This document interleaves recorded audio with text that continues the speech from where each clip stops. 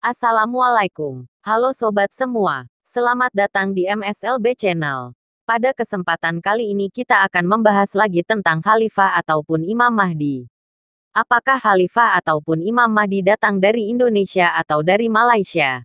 Karena ada beberapa orang dari Malaysia yang berkomentar bahwa Khalifah ataupun Imam Mahdi yang sebenarnya akan muncul dari Malaysia bukan dari Indonesia.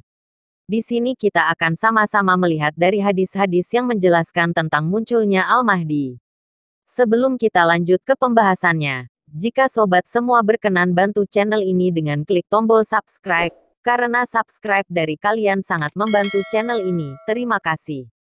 Oke sobat, kita lanjutkan. Jika kita perhatikan hadis-hadis yang menjelaskan tentang munculnya seorang utusan yaitu Khalifah ataupun Al-Mahdi, kita akan bisa sesuaikan penjelasan dari hadis-hadis tersebut dengan keadaan suatu wilayah saat ini yang ada di segala belahan bumi.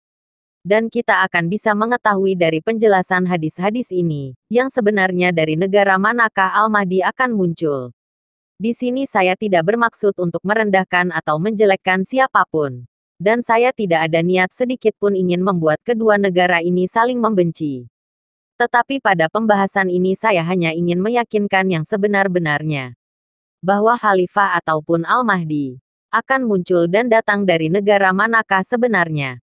Kita simak sama-sama dari hadis-hadis berikut ini, yang menjelaskan tentang munculnya Al-Mahdi ke tengah umat baginda Rasulullah Muhammad Shallallahu Alaihi Wasallam.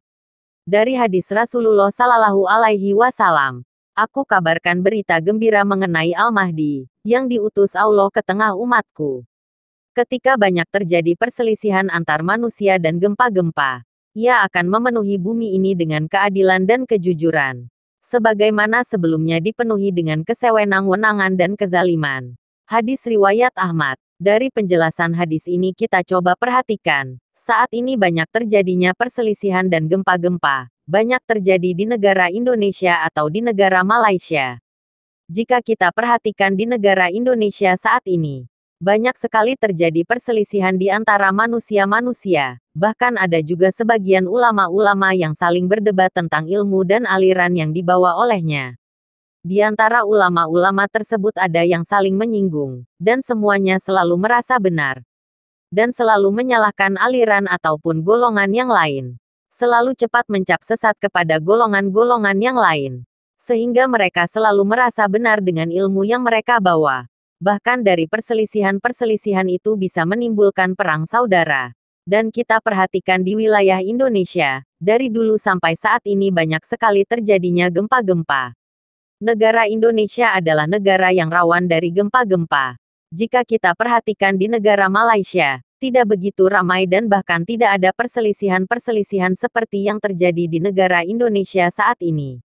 Di negara Malaysia pun jarang sekali terjadinya gempa-gempa kalau dibandingkan dengan negara Indonesia, karena hanya di negara Indonesia saat ini yang banyak terjadinya gempa-gempa. Rasulullah Shallallahu Alaihi Wasallam bersabda, akan berpecah umatku kepada 73 golongan, hanya satu yang ke surga dan 72 ke neraka. Baginda ditanya, siapa mereka? Baginda menjawab Al-Jamaah. Hadis riwayat Ibnu Majah.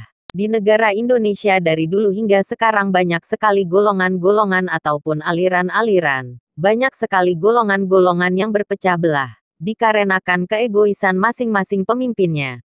Jika dibandingkan di negara Malaysia, golongan-golongan yang ada di sana hanya ada beberapa, dan bahkan bisa dalam hitungan jari. Kita perhatikan lagi hadis yang panjang selanjutnya. Dari hadis riwayat Abu Hurairah radhiyallahu anhu, ia berkata, Rasulullah Shallallahu Alaihi Wasallam bersabda, sesungguhnya Allah memperlihatkan kepadaku bumi dalam bentuk kecil. Lalu aku dapat melihat negeri-negeri timur dan barat. Dan sesungguhnya umatku akan sampai kekuasaannya ke negeri-negeri yang diperlihatkan kepadaku. Dan diberikan kepadaku 2 gudang penyimpanan yang berwarna merah dan putih. Dan sesungguhnya aku meminta kepada Tuhanku, agar umatku tidak dibinasakannya dengan kemarau yang merata. Dan tidak dikuasakan kepada mereka musuh dari luar bangsa mereka sendiri.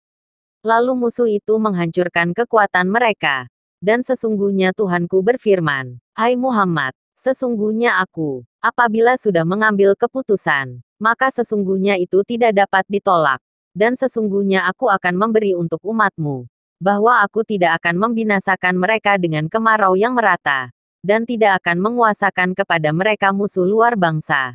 Mereka sendiri yang akan menghancurkan kekuatan mereka. Walaupun telah berkumpul menghadapi mereka dari segala penjuru, hanyalah mereka akan membinasakan sesamanya. Dan mereka menawan sesamanya atau perang saudara.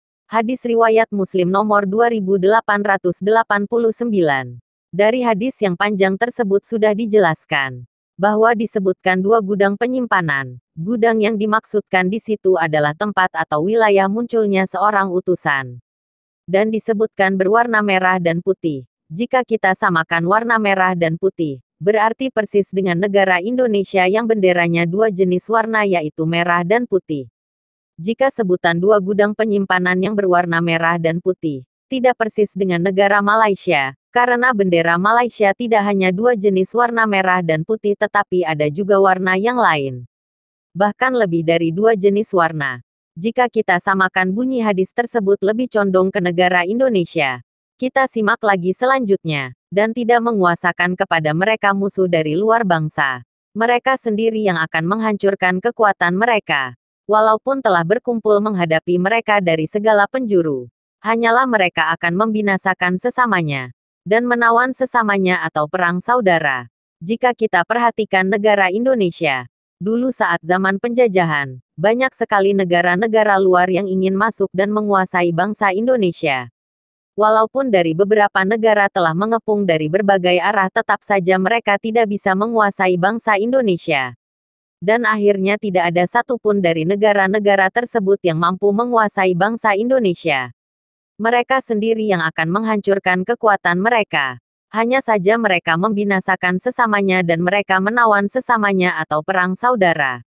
Perhatikan negara Indonesia dari zaman dulu hingga sekarang. Yang terjadi hanyalah perselisihan-perselisihan antar sesama, hingga berpecah belahnya umat, dan terjadi perang saudara sesama bangsa. Dengan terjadinya perang saudara, mereka sendirilah yang menghancurkan kekuatan mereka.